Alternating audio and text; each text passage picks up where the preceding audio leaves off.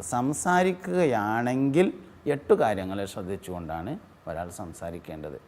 1, ഈ കാര്യം പറയേണ്ടതാണോ? രണ്ടാമത്തേത്, ഈ കാര്യം ഞാൻ തന്നെ പറയേണ്ടതാണോ?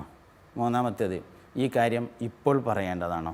നാലാമത്തേത്, ഈ കാര്യം പറയുമ്പോൾ ഏതെല്ലാം വാക്കുകൾ ഉപയോഗിക്കാൻ പറ്റും?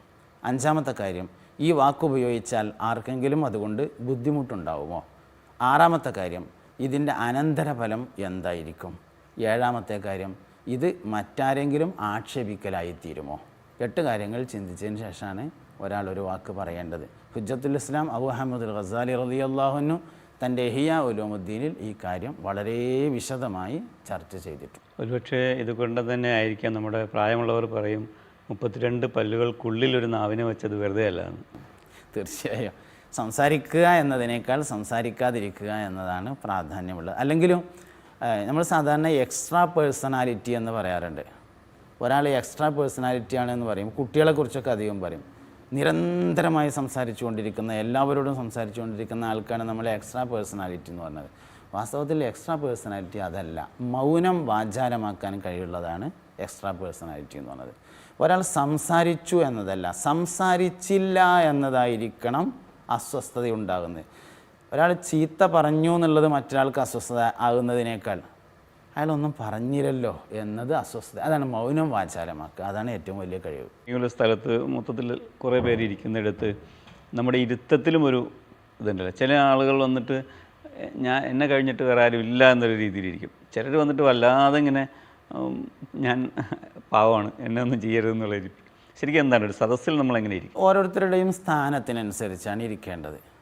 അതായത് ജനങ്ങൾക്കിടയിൽ സ്വാധീനവും വലിയ പദവിയും അംഗീകാരവും ഉള്ള ആൾ അതിനനുസരിച്ചുള്ള പൊസിഷൻ തിരഞ്ഞെടുത്തിരിക്കണം.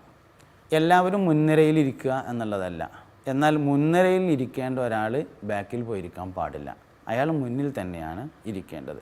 അല്ല, ഓവർ വിനയം കൊണ്ട് ഞാനിവിടെ ഇരുന്നോളാന്ന് പറഞ്ഞു. ഓവർ വിനയം എന്ന് പറയുന്നത് കാര്യലാഭങ്ങൾക്ക് വേണ്ടിയുള്ളതാണ്. ഇനിയിപ്പോൾ ഇതെന്ന് മാത്രമല്ല, ഏത് സാധനം ഓവറായാലും അത് കാര്യലാഭത്തിനായിരിക്കും. അതുകൊണ്ട് വിനയേ വേണ്ടതുള്ളൂ, ഓവർ വിനയം വേണ്ടതില്ല. സദസ്സിൽ ഒഴിവുള്ള സ്ഥലത്താണ് ഇരിക്കേണ്ടത്. ആരെയും എഴുന്നേൽപ്പിച്ചിരിക്കാൻ പാടില്ല. അത് പെരുന്നാൾക്ക് പള്ളിക്ക് ചെന്നപ്പോൾ മുന്നത്തെ സഫിൽ കുട്ടികളാണ്, അപ്പോൾ ഓലെ കാട്ടി വിട്ടുകൊണ്ട് അവിടെ ഇരിക്കുകയാണെങ്കിലും പറ്റില്ല. ഒരു സ്ഥലത്ത് ഒരാൾ ഇരുന്നാൽ അയാൾ എന്തെങ്കിലും ആവശ്യത്തിന് വേണ്ടി പുറത്തു പോയി മടങ്ങി വരുമ്പോൾ ആ സ്ഥലം അയാൾക്ക് തന്നെ അവകാശപ്പെട്ടതാണ്. അവിടെ വേറൊരാൾ കയറിയിരിക്കാൻ പാടില്ല, അത് അയാൾക്ക് തന്നെ കൊടുക്കണം. സ്ഥിരമായി ഒരാൾ ഇരിക്കുന്ന ഒരു സ്ഥലം ഉണ്ടെങ്കിൽ ആ സ്ഥലം അയാൾക്ക് തന്നെ മാറ്റിവെക്കണം. മദീനത്തെ പള്ളിയിൽ സിദ്ദീഖ് റളിയല്ലാഹു അൻഹു വരുമ്പോൾ സ്ഥിരമായി ഇരിക്കുന്ന ഒരു സ്ഥലം ഉണ്ടായിരുന്നു. അവിടെ സഹാബത്ത് ആരും ഇരിക്കാറുണ്ടായിരുന്നില്ല. ആ സ്ഥലം മഹാനവറുകൾക്ക് വേണ്ടി മാറ്റിവെക്കലായിരുന്നു പതിവ്. സ്ഥാനങ്ങൾക്ക് വേണ്ടിയുള്ള ചെയറുകളുണ്ട്. അത് ആ സ്ഥാനത്തുള്ള ആളെ ഇരിക്കാവും. ഇപ്പോൾ ഒരു ഓഫീസിൽ പ്രധാന ചെയറിൽ ഇരിക്കുന്നത് മാനേജറാണ്. അയാളുടെ ഗുരുനാഥൻ വന്നാൽ എഴുന്നേറ്റൊന്ന് സ്വീകരിക്കാം, പക്ഷേ ചെയർ കൊടുക്കേണ്ട ആവശ്യമില്ല. ചെയർ ഗസ്റ്റിനുള്ള ചെയറേ കൊടുക്കേണ്ടതുള്ളൂ. അപ്പോൾ അവനാൻ്റെ ചെയർ അവരവർക്ക് അവകാശപ്പെട്ടതാണ്. പിന്നെ സദസ്സിലേക്ക് ഒരാൾ കടന്നു വരുന്ന സമയത്ത് വിശാലത ചെയ്യുക എന്നത് നേരത്തെ സദസ്സിലുള്ള ആളുകൾ ചെയ്യേണ്ടതാണ്. ഒരാൾ വരുന്നുണ്ട്, അയാൾക്ക് ഇരിക്കാനുള്ള ഒരു സൗകര്യം ചെയ്തു കൊടുക്കുക എന്നുള്ളത്. മുതിർന്നവർക്ക് മുൻനിര നൽകി അല്ലാത്തവർ ബാക്കിലേക്ക് മാറണം. അത് മുൻനിര കാലിയാക്കിയിട്ടുണ്ടാവരുത്. മുൻനിരയിൽ ഇരിക്കാനുള്ള ആളുകൾ വരുമ്പോൾ ബാക്കിലേക്ക് മാറുന്ന രീതിയാണ് സ്വീകരിക്കേണ്ടത്. സാന്ദർഭികമായി ചോദിക്കുകയാണ്, നമ്മുടെ സിദ്ദീഖ് റളിയല്ലാഹു അൻഹുവിന് വേണ്ടി പള്ളിയിൽ ഒരു ഇടമുണ്ടായിരുന്നു എന്ന് പറഞ്ഞതുപോലെ നമ്മുടെ പ്രാദേശികമായ പള്ളികളിൽ സ്ഥിരമായി ജമാഅത്തിന് വരുന്ന ചില പ്രായം ചെന്ന ആളുകളുണ്ട്, ചെറുപ്പക്കാരുമുണ്ട്. ഇപ്പോൾ അവർക്ക് സ്ഥിരമായി അവർ ആദ്യമേ വന്ന് ഇരിക്കുന്നൊരു ഇടമുണ്ട്. ചില കാരണങ്ങൾ ചിലപ്പോൾ അവർക്കവിടെ എത്താൻ അന്ന് സമയത്തിന് എത്താൻ പറ്റിയിട്ടില്ലെങ്കിൽ, അല്ലെങ്കിൽ ജമാഅത്ത് തുടങ്ങുന്നതിന് മുൻപല്ല, സാധാരണ വരുന്നതിന് അത്രയും സമയത്തിന് എത്താൻ പറ്റിയിട്ടില്ലെങ്കിൽ അവർക്ക് വേണ്ടി അത് ഒഴിച്ചിടണമെന്നാണ്. അറിയുന്ന ആളുകൾ ഇന്ന ആൾ ഇന്ന സ്ഥലത്ത് വന്ന് അയാൾക്ക് ആ സ്ഥലത്ത് ഇരിക്കുമ്പോൾ പ്രത്യേകമായൊരു കംഫർട്ട് ഫീൽ ചെയ്യുന്നുണ്ടായിരിക്കും. അതുകൊണ്ടാണ് അയാൾ ആ സ്ഥലത്ത് തന്നെ ഇരിക്കുന്നത്.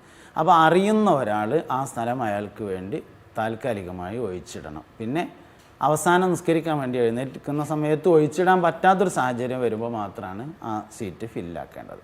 ഇപ്പോൾ നമ്മൾ സാമൂഹിക മര്യാദയെക്കുറിച്ച് സംസാരത്തിൻ്റെയും സദസ്സിൻ്റെ മാത്രമല്ല സമൂഹത്തിൽ പെരുമാറേണ്ട മര്യാദയെക്കുറിച്ചാണ് സംസാരിച്ചുകൊണ്ടിരിക്കുന്നത്. അപ്പോൾ വഴിയിലെ മര്യാദയെക്കുറിച്ച് ഇസ്ലാമിക കാഴ്ചപ്പാട് എങ്ങനെയാണ്? വഴിയിലെ ഒന്നാമത്തെ മര്യാദ വഴി ചോദിക്കുന്ന ആളുകൾക്ക് വഴി പറഞ്ഞു കൊടുക്കുക എന്നുള്ളത് തന്നെ. യാത്രക്കാരായ കുറേ ആളുകൾ വരും, കറക്റ്റായിട്ട് വഴി പറഞ്ഞു കൊടുക്കണം. ചില ആൾക്കാർ വഴി പറഞ്ഞാൽ നമ്മൾ കൃത്യമായിട്ട് അവിടെ എത്തും. ചില ആൾക്കാർ വഴി പറഞ്ഞു തന്നാൽ ഇങ്ങനെയാണ്ട് 1 കിലോമീറ്റർ പോയിട്ട് പിന്നൊന്ന് ചോദിച്ചാലേ എന്നാണ്. അതിനിപ്പോൾ ഇയാളോട് ചോദിക്കേണ്ട ആവശ്യമില്ലല്ലോ. എന്നാൽ കറക്റ്റായിട്ട് കൃത്യമായ വഴി പറഞ്ഞു കൊടുക്കുക. അത് ചിലർക്ക് അതിന് ഭയങ്കര കഴിവുണ്ടായിരിക്കും. അപ്പോൾ അത് വഴിയിൽ നിൽക്കുന്ന ആളുടെ പ്രധാനപ്പെട്ട ഒരു ഉത്തരവാദിത്തമാണ് വഴി അന്വേഷിക്കുന്നവർക്ക് വഴി പറഞ്ഞു കൊടുക്കുക എന്നത്. രണ്ടാമത്തെ ഒരു കാര്യമാണ് സലാം പറഞ്ഞാൽ മടക്കുക. വരുന്നവരും പോണവരൊക്കെ സലാം പറയുക, ഇങ്ങനെ മടക്കിക്കൊണ്ടേയിരിക്കണം. അതിന് ഒഴിവില്ലെങ്കിൽ പിന്നെ അവിടെ അങ്ങനെ നിൽക്കരുത് എന്നുള്ളതാണ്. സലാം പറഞ്ഞാൽ മടക്കുക. മൂന്നാമത്തത് വഴിയിൽ പ്രധാനപ്പെട്ട ഒരു മര്യാദയാണ് തുമ്മിയ ആൾ അൽഹംദുലില്ലാ എന്ന് പറഞ്ഞാൽ യർഹമുക്കല്ലാ എന്ന് അതിന് മറുപടിയായിട്ട് പറയുക എന്നുള്ളത്. നാലാമത്തെ കാര്യം കണ്ണ് ചിമ്മുക എന്നാണ് അതിന് പ്രയോഗിക്കുക. കണ്ണ് ചിമ്മുക എന്ന് പറഞ്ഞാൽ ആവശ്യമില്ലാത്തത് നോക്കാതിരിക്കുക. സ്ത്രീകളെ ആവശ്യമില്ലാതെ നോക്കാതിരിക്കുക, അന്യരുടെ ഭാര്യമാരെ നോക്കാതിരിക്കുക. ഇനി അതെന്ന് മാത്രമല്ല, നോക്കാൻ പറ്റാത്ത ഒരുപാട് കാര്യങ്ങളുണ്ടാവും. എല്ലാ കാര്യവും എല്ലാവരും കാണാൻ പറ്റുന്നതും നോക്കാൻ പറ്റുന്നതും അല്ല. ആളുകൾ മറച്ചു വെക്കാൻ ഇഷ്ടപ്പെടുന്ന ഒരുപാട് കാര്യങ്ങളുണ്ട്. യാത്രയിൽ മറക്കാൻ കഴിയാത്തതുകൊണ്ട് വിഷമിക്കുന്ന കാര്യങ്ങളുണ്ടാവും. അങ്ങനത്തെ കാര്യങ്ങളൊക്കെ വെറുതെ എത്തിപ്പാളി നോക്കുന്ന ഒരു സമീപനം ഉണ്ടാകാൻ പാടില്ല. ഈ 4 കാര്യങ്ങളാണ് വഴിയുടെ പ്രധാനപ്പെട്ട മര്യാദകൾ.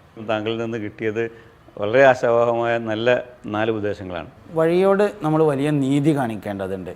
വഴിയിൽ വെച്ചുകൊണ്ട് ശണ്ട കൂടുക തുടങ്ങിയ കാര്യങ്ങൾ വളരെ മോശമാണ്. മോശപ്പെട്ടതിനെ ആസ്വദിക്കലും മോശമാണ്. ഒരു സംഗതി മോശമാണെങ്കിൽ പിന്നെ ആ മോശത്തെ വേറൊരാൾ ആസ്വദിക്കുന്നത് മോശമാണ്.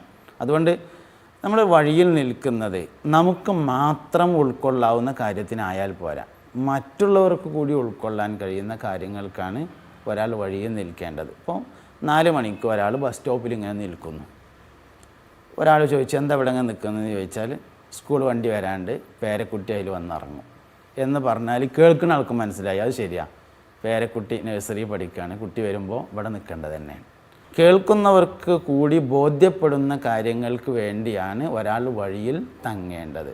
അല്ലെങ്കിൽ വീടാണ് ഏറ്റവും ഉത്തമമായിട്ടുള്ളത്. മനുഷ്യന് വെറുതെ ഇരിക്കാനും ആസ്വദിക്കാനുമുള്ള ഇടം വീടുകളാണ്. അതായത് വഴിയിലിങ്ങനെ വായി നോക്കി നിൽക്കരുത് എന്നാണ് അർത്ഥം. ആവശ്യത്തിന് മാത്രം. നമ്മൾ സാധാരണ അങ്ങാടിയിൽ ഒരാൾ നിൽക്കുന്നുണ്ടാൽ എന്താ ഇവിടെ നിൽക്കണമെന്ന് ചോദിച്ചപ്പോൾ ഒരു പണിയില്ല അപ്പം ഞാൻ അങ്ങോട്ട് പോകുന്നതാണ് എന്ന് പറയും. വാസ്തവത്തിൽ ഒരു പണിയില്ലാത്തപ്പോൾ പോകാനുള്ള സ്ഥലമല്ല അങ്ങാടി, ഒരു പണിയില്ലെങ്കിൽ പോകാനുള്ള സ്ഥലം വീടാണ്.